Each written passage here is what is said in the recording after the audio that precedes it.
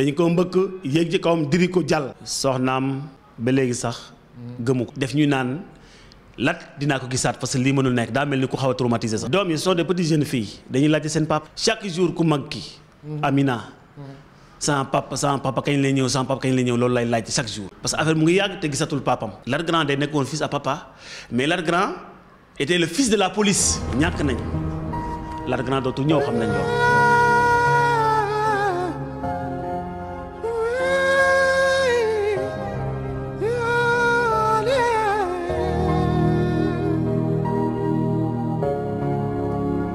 aduna heli wali jali so wana mo yeli dañata ko ñaami so wana mo yeli mbokk internet yi ñuy seetaan ci Sénégal ak suñu yeneen plateforme YouTube Facebook Instagram Twitter ñu ngi leen ziar bu baax tey ñu ngi am benn gan di Cheikh Ndiaye moom mooy frère bi nga xam ne moom mooy policier bi ñu faatoon ci accident fan yi ñu génn mu xewoon le 27 mai bi ñu génn muy bésub alxames foofu ci Rufisque su ma juumul policier boobu mi ngi wuyoo si turu Lat Grand Ndiaye kon ay xale yu yoroon oto am na yu bëri yoo xamante ni dégg nañ ko ci mais xam naa di leen si gën a yaatal ak ki nga xam moo bokk ak ndey ak bàyyi policier boobu nga xamante ni moo ci génn àdduna ñu ngi la koy jaal di ko jaal seen famille police bi yëpp ak sénégalais yi yëpp ma bàyyi la nga nuyoo ko bokk yi ñu seetaan si Sénégal. maa ngi lay jaajëfal bu baax. di nuyu waa Sénégal yëpp di leen remercier. di remercier gars yi ma boole gars yëpp. vraiment di leen jaajëfal bu baax. di kontaan aussi ci invitation bi. merci beaucoup. waaw Lat Grand Ndiaye moom mooy sa frère yéen a bokk ndey ak baay mooy policier bi nga xamante ni moo génn àdduna ci accident mën nga ñu expliquer accident boobu nee nañu accident la ay xale yu yoroon oto la dañu tàggali kook seen sago wala am déet ak mbir mi ngi xewee ci Tëngéej ci rond-point bi mën nga dellu si waat gannaaw yow xam nga ci lu bëri nga wax ñu lan moo xew exactement ci bés boobu. Voilà merci. Lat Grand daa nekkoon en service commandé. ñëw di assurer la circulation au niveau de Rufisque. ay xale des jeunes. loué un véhicule Thiès. oto boo xamante ne amul benn këyit. oto bi ñu defar leen benn faux CMC. boobu boo xam ne dafa faux. certificat de mise en circulation yi bu faux la. bu leen ko joxee booy ko doon yóbbu Dakar amuñu woon benn permis aussi. ñoom ñi doon dawal. waaw ñi doon dawal amuñu benn permis. ça donc oto bi amul kayit xale yi ko doon dawal aussi amuñu permis boo xamante ne war na mën a dawal oto. dañoo ñëwoon Dakar noos si. bu ñu noosee ba seen noos jeex ñuy départ di retourner sur Thiès. bu ñu ñëwee ba ci rond point bi seen les policiers la ñu monté woon ci guddi boobu. Lat Grand bokk ci. Lat Grand taxawoon ci kaw tali bi mais ci kaw rond point bi la taxawoon. rond point Rufisque di veille au grain.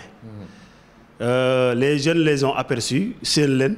yaakaar ne comme yoruñu benn kayit bu valable dañ leen di arrêté. te dañu gën a accéléré foncé ak BMW bi xam nga dafa gaaw. bu ñu foncé nag.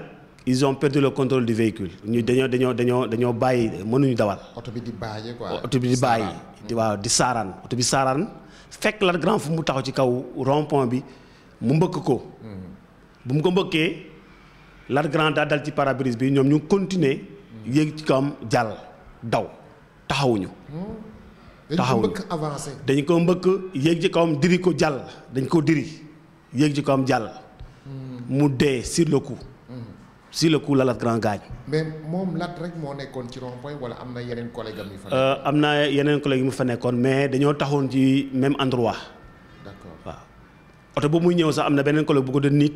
mais kooku taxawoon ak Lat Grand. daa fekk Lat Grand yónnee reer. am na ci benn civil. boo xamante ne tànk bi moo dam mooy ki nga xam ne Lat Grand moom la yónnee woon reer. waaw avant mu ñëw affaire bi xew. bu mu defee seen ñaawteef tamit taxawuñu dañoo daw. policiers yi fa nekkoon dàq leen ak ay moto Jakarta. ci guddi bi. xam nga comme BMW dafa gaaw. gars yi jotuñ leen mais dañoo dem ba jam ñaajo. seen oto bi crevé. d'accord bu mu crevé ci la ñu bàyyi foofu oto bi BMW bi. daw ba raw guddi boobu policiers yi gisuñu leen. li ñuy wax ne nag dañoo màndi. man gëm ma lool. gëm ma lool damaa jàpp ko ne rek loolu dañ ko wax pour am ay lay. des circonstances atténuantes mais man gëm ma lool. parce que koo xam ki nga xam ne dafa màndi. warul mën a xam ne ñu ngi koy dàqee. bu ñu demee ba jam ñaar seen oto bi crevé aussi warul mën a def pexe ba raw ci guddi boobu ba policiers yi gisul leen ci guddi boobu. maanaam boobu lucide nañu. boobu lucide nañu. waaw ils sont lucides. waaw selon man ils sont lucides. mandiwuñu. waaw ci lendemain bi nag. la police scientifique de Thiès. dem ci enquête. ba jàpp leen dans la nuit du jeudi. mais ñi nga xamante ne. ñoom ñoo luyoon oto bi. ak ki defar faux CMC bi. ak grand bi nga xamante ne aussi moo leen garanti woon seen permis pour booy mën a jot ci oto bi. ñoo ñëpp ci jour bi jeudi bi la leen police Rufisque jàpp. ñoom ñëpp jàpp nañu leen. mais xale yi ñaata lañu woon. ils sont un nombre de 5 dans le véhicule. 5 lañu woon. waaw ils étaient au nombre de 5 juróomi jeunes. ñoom ñëpp jàpp nañ leen. ñoom ñëpp jàpp nañ leen. yéen a ngi wax sax ñoom Thiès lañu dëkk dafa mel ni yéen xamante ngeen te dañuy wax naan xale yooyu noonu seeni waajur ay borom daraja lañ ay doomu kilifa lañ. effectivement loolu bu ñu ko waxee. fils à papa boobu bu ñu ko waxee. mën nañ ko gëm. parce que xam nga la moo tax ñu koy gëm. affaire ba mu xewee ñu ngi doon di ñaanal Lat Grand bi fi jógee. di jot njaal fi nga xamante fa la Lat Grand fekk baax. mais à notre grande surprise ñu ne quelque fan lañ ci teg rek mu ne jugement. mu ne dañ leen di juger mu gaaw lool te Sénégal am na ñoo xamante ne ñu ngi ci prison yi at kenn jugé wu leen. am na ñoo xam ne nen la ñu sàcc wala béy la ñu sàcc kenn jugé gu leen. ñooñu def ñaawteef boobu même pas une semaine ñu jugé leen. loolu moo tax suñu xel ñaaw ci. yéen naka ngeen yëgee jugement boobu noonu bi mbir mu xewee d'abord avant jugement bi est-ce que yéen seen famille dem nañ def plainte ci police wala. suñu benn grand frère. bu tudd Boucar Diouf. dem na Dakar lundi. porté na plainte. déglu nañ ko aussi lu mot ay waxtu. porté na plainte. bu mu porté plainte aussi dafa ñibbi ñuy déglu. mais lundi la porté plainte.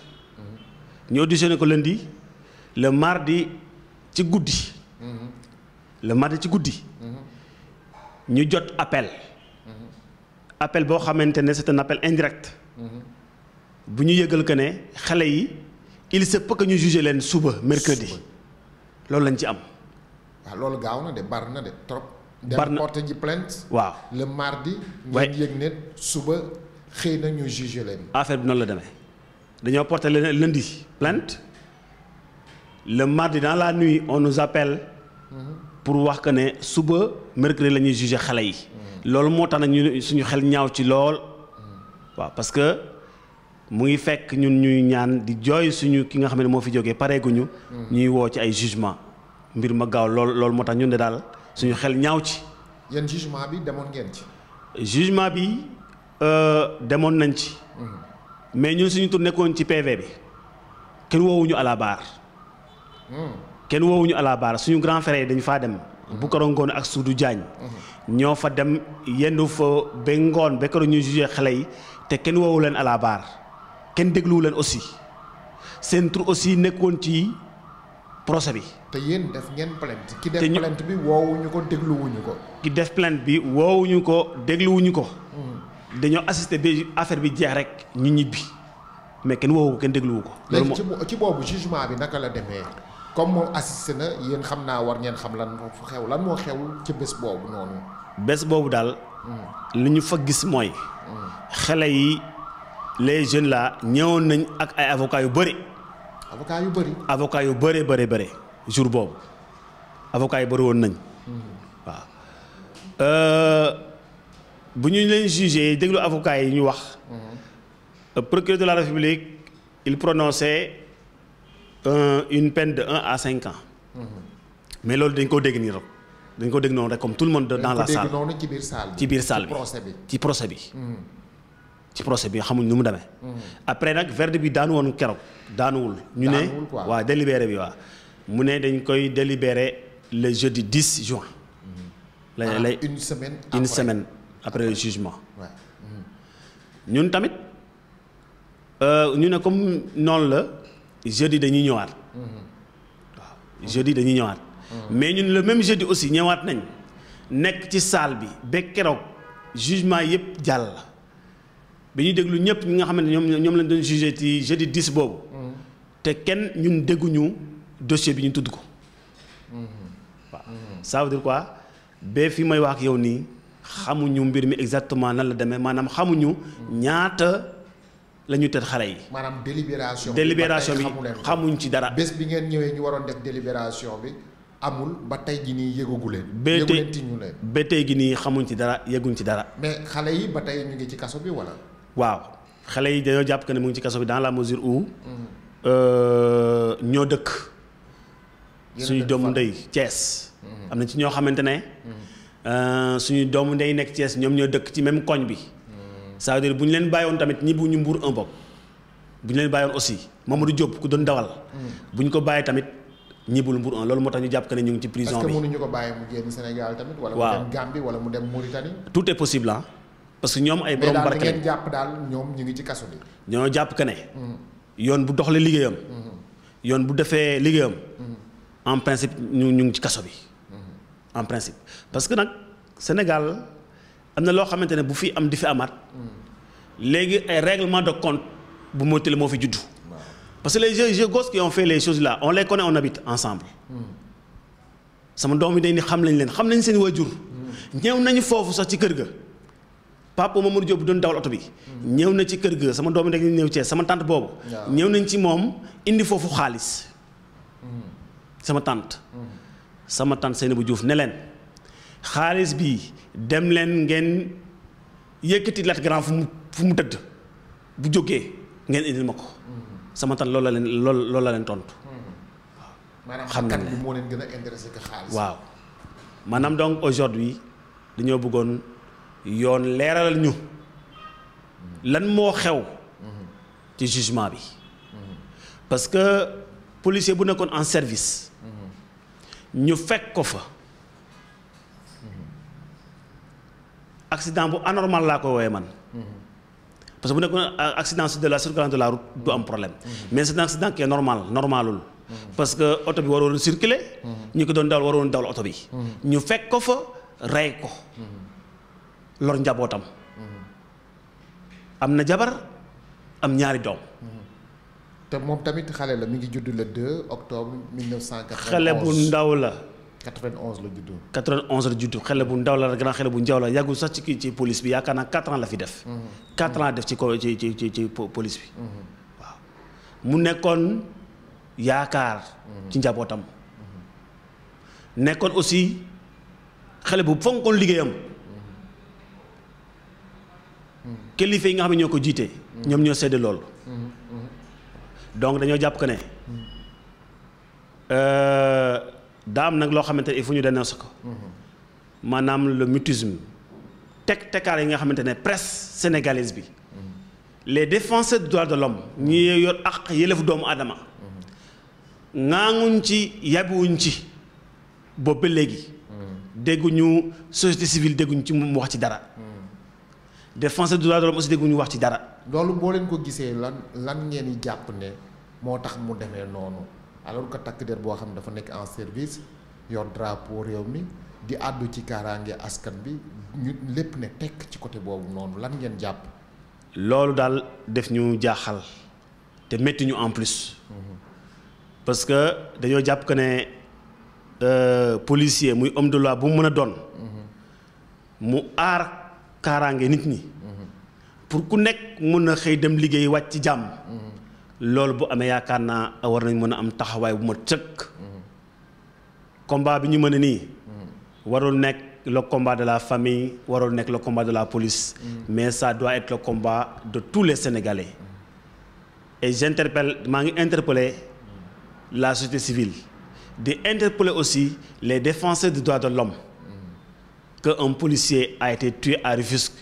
te ñoom ils sont là pour ça ma leen di laaj ñoom lan moo tax ñoom ŋaanguñ ci yabuñ ci lan moo tax Lat Grand boobu daanu ci service am lan moo tax ñoom défendruñ ko man loolu laa leen di laaj man waaw. dafa mel ni ñaari naqar ngeen boole muy li mu teel a génn àdduna beneen bi xamu leen fu mbir mi mujj. loolu ñu ci waxul. loolu mooy dëgg. ñàkk nañ. Lat Grand dootu ñëw xam nañ loolu. Lat Grand dootul ñëw. mais li ñu bëgg mooy li nga xamante ne moom la yoon wax. loi lu mu wax par rapport à ces situations là. loolu la ñu bëgg yoon doxal ko mu leer nañ. mu leer nañ ñu mën a xam ne lii la yoon wax te lii aussi mooy yoon ñu mën koo xam. ñun loolu la ñu bëgg instant yi Lat Grand dañ ko ñaar rek yàlla xaale ko àjjana dootu mës a ñëw. dafa mel ni yow mii di wax ni yow am na fu mu la toll sa frère la am na fu mu la toll mbir mi naqari na la trop ba mu tax nga def déplacement. Lat Grand sama xarit la woon sama complice la woon sama frère la woon.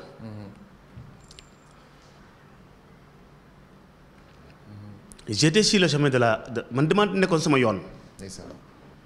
nekk magam.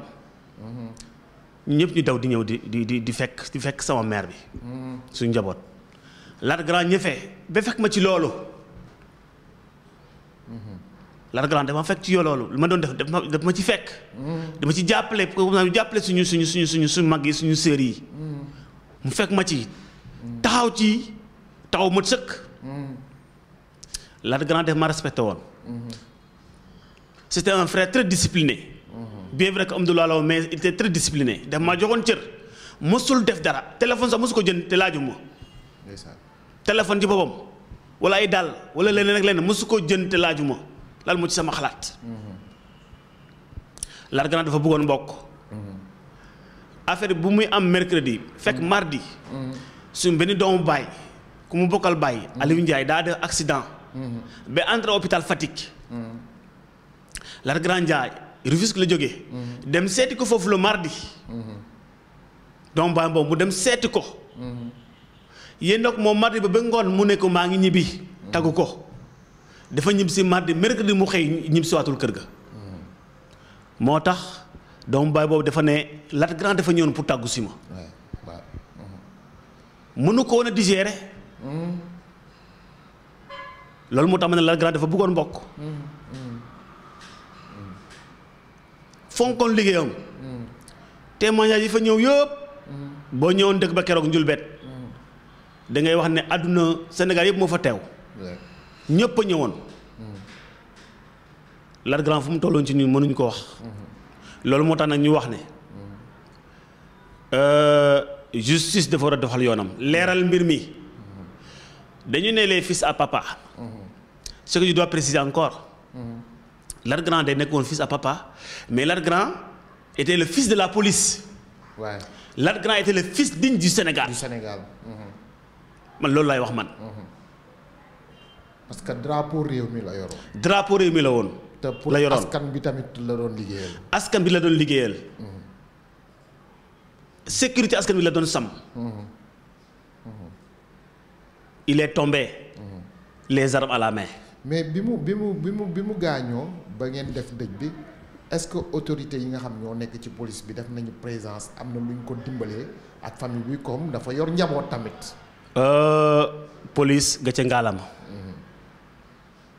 bu ñu waxante dëgg rek. police seen jaan wàcc na bu ñu waxante dëgg. police bi affaire bi amee. damay remercier au passage l'adjudant Mbaye. de remercier aussi le commissaire de Rufisque. de remercier en plus Masserigne Faye, chargé du groupe opérationnel de Dakar. de remercier en plus aussi le DG des GMI du Sénégal. de remercier aussi la femme qui est chargée du social de la police.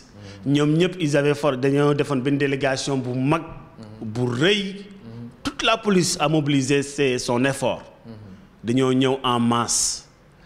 te avant loolu sax këyit yi nga xamante ñoo ci waroon par rapport à l'inhumation ay këyit yi ci waroon yëpp ñoom ñoo ci ko taxaw ñun jàpp amul lenn luñ ci def ñun membre famille ñu indi ko gunge ko ba à sa dernière demeure fu mu dëkk ñu jébal ko boroomam la police donc man damay remercier police Sénégal di remercier GMI Sénégal. waaw bu ñu ñëwee aussi taxaw nañ taxawaay bu ma sëkk. la commission sociale de la police li mu fa indi ci ay biens. mënuma ko wax fii très sincèrement. il est venu vraiment soutenir la famille. surtout n'est-ce pas la femme et les enfants. très sincèrement xam naa li mu lay mujjee laaj rek soxnaam ak ay doomam fi mu nekk nii naka la ñuy dundee mbir mi. soxnaam ba léegi sax gëmu ko. soxnaam ba léegi sax gëmu ko. da koo tàggoo da koo yéene maa ngi liggéey loolu la ci am. jëkkëram ñib si waatul ba léegi def ñu naan lat dinaa ko gisaat parce que lii mënul nekk daa mel ni ku xaw a traumatisé sax. daa mel ni ku xaw a déréglé instant ñuy wax jamono ñuy wax yow nii.